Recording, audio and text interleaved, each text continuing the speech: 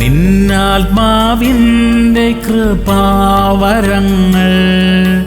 എന്നിൽ ജ്വലിപ്പിക്കാൻ നിൻ ശക്തിയാൽ എന്നെ കാണുന്നവർ കാണട്ടങ്ങേ, എന്നെ കേൾക്കുന്നവർ കേൾക്കട്ടങ്ങേ.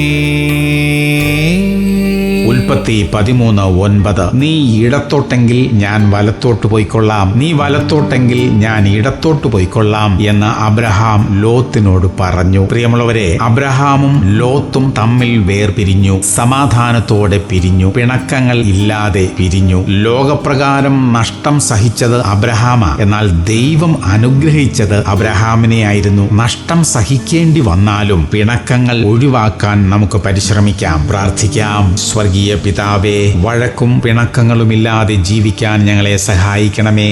സമാധാനം ഉണ്ടാക്കുന്നവരായിരിക്കാനുള്ള കൃപ ഞങ്ങൾക്ക് തരണമേ. യേശു ക്രിസ്തുവിന്റെ നാമത്തിൽ തന്നെ. ആമേൻ, ആമേൻ, ആമേൻ.